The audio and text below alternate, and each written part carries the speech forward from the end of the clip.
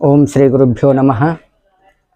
ప్రాతస్మరణీయరాధ బసవాది శివశరణుల హృదయ మందిరంలో ధ్యానిస్తూ గురు పరంపరకి అనంతానంత ప్రణామాల్ని సమర్పించి ఈరోజు మనస్సుని ఎట్లా మనం నిలబెట్టుకోవాలి, దాని కాన్సన్ట్రేషన్ ఎట్లా చేసుకోవాలి, మనస్సుని పరిశుద్ధిగా ఎట్లా చేసుకోవాలి, మనస్సుని మనం సంపూర్ణంగా నిశ్చంచలంగా నిలబడడానికి ఏ విధమైన సాధనం చేసుకోవాలనే అటువంటి విషయాన్ని గురించి కొంచెం చింతనం చేద్దాము.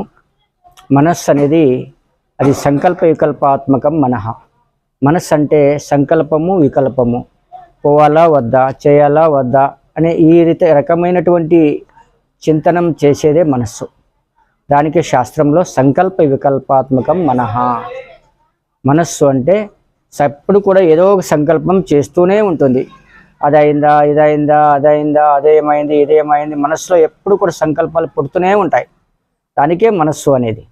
వికల్పం పుడుతుంది, కాలేదా కాలేదా కాలేదా, లేదా ఉందా లేదా అనే ఈ విధమైన 24 గంటలు మనస్సు ఎప్పుడు జాగ్రత్త అవస్థలో వస్తామో అప్పటి నుంచి మనస్సులో ఏదో ఒక సంకల్పం పుడుతూనే ఉంటుంది. మనకు తెలియకుండా ఏదో సంకల్పం పుడుతూనే ఉంటుంది. అలాంటి మనస్సుని మనం ఎట్లా నిగ్రహించుకోవాలి, ఎట్లా కాన్సన్ట్రేషన్ చేయాలి, ఏకాగ్రత పరుచుకోవాలి అంటే చంచలం హి మన కృష్ణ ప్రమాధి బలభద్రుడం. మనస్సు చంచలమైన, భగవద్గీతలో చెప్పింది మనస్సు చంచలమైనది. మళ్ళీ శాస్త్రంలో చెప్పినటువంటి యోగ శాస్త్రంలో కానీ భగవద్గీతలో కానీ ఇంకొక బసవేశ్వరులు, మళ్ళీ అక్క మహాదేవి మొదలైన శివశరణులు, శివభక్తులు చెప్పినటువంటి మనస్సుని ఎట్లా నిలబడుకోవాలి, మనస్సుని ఎట్లా ఏకాగ్రపరచాలి అనేటువంటి విషయాన్ని మనం తెలుసుకుంటాము. అభ్యాస వైరాగ్యాభ్యాం తన్నిరోధ అని యోగ సూత్రంలో చెప్పిందండి. యోగ సూత్రంలో ఏం చెప్పిందంటే అభ్యాసం చేయడం వలన, వైరాగ్యం వలన, ఈ 2 మార్గాల వలన మనస్సుని మనము కంట్రోల్ చేసుకోవచ్చు, మన నిగ్రహం చేసుకోవచ్చు, మనస్సుని ఏకాగ్రపరుచుకోవచ్చు అని.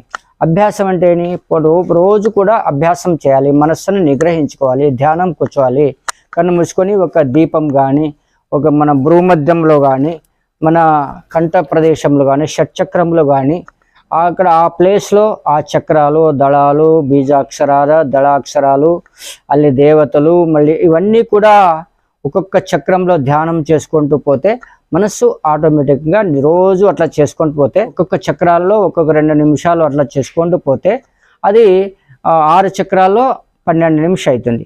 అట్లా టైం ఎక్కించుకొని పోవాలి. 3 నిమిషాలు, 4 నిమిషాలు ఒక్కొక్క చక్రంలో ఇట్లా. ఇంకొక సాధనం కూడా భగవద్గీతలో కూడా అభ్యాస వైరాగ్యం అంటే విషయాదులపైన వైరాగ్యం పొందితే అప్పుడు విషయాదులను ఎప్పుడు స్మరించడో అప్పుడు మనస్సు ఆటోమేటిక్ కంట్రోల్ అయిపోతుంది, నిగ్రహం అయిపోతుంది, వైరాగ్యంతో ఉంటుంది, మనస్సు ఏకాగ్రమైపోతుంది. తాను విషయాదుల్లో వైరాగ్యం పొంది భగవంతుని పైన మనస్సు పెట్టినప్పుడు మనస్సు ఏకాగ్రతమవుతుంది. ఇవి 2 మార్గాలు, అభ్యాసం ఒకటి, వైరాగ్యం ఇంకొకటి. కాబట్టి ఇంకొక మార్గం బసవేశ్వరులు చెప్పినాడండి. ఆలినిందొడే సుಳಿದು ಸೂಸುವ గాಳಿ నిలువదు, గాಳಿ నిందొడే మన నిలువదు, మన నిందొడే బిందు నిలువదు, బిందు నిందొడే కాల కర్మ మాయ ಹೇಳ ಹೆಸರಿಲ್ಲಹುದು బసవ ಕೇಳೆಂದ. అల్లమ ప్రభుదేవుడు బసవేశ్వరుడికి ఈ మనస్సు నిలబడడానికి ఏం కారణాలు చెప్తున్నాడంటే, ఆలినిందొడే సుಳಿದು సూసువ గాಳಿ నిలువదు.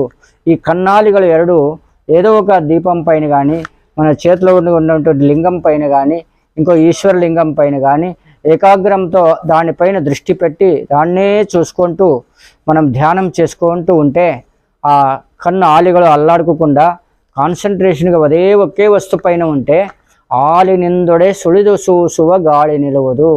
ఎప్పుడు ఆలి నిలబడతాయో గంట సేపు ఆలి అల్లాడుకోకుండా చంచలం కాకుండా ఎప్పుడు నిలబడతాయో అప్పుడు మన గాలి నిలబడుతుంది. గాలి శ్వాస నిదానం అయిపోతుంది. ఎప్పుడు శ్వాస నిదానం అయిపోతుందో గాలి నిందొడే మన నిలవదు.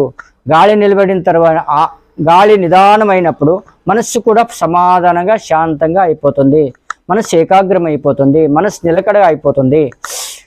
గాలి నిందొడే మన నిలవదు, మన నిందొడే బిందు నిలవదు. మనస్సు ఎప్పుడు నిలబడిందో అప్పుడు బుద్ధి స్థిరమైపోతుంది, బుద్ధి ప్రశాంతమైపోతుంది. బుద్ధి ఎప్పుడు ప్రశాంతమవుతుందో బుద్ధి నిందొడే కాల కర్మ మాయ ಹೇಳ ಹೆಸರಿಲ್ಲಹುದು ಬಸವ ಕೇಳೆಂದ. కాల కర్మ మాయ ఇవన్నీ కూడా తొలగిపోతాయి.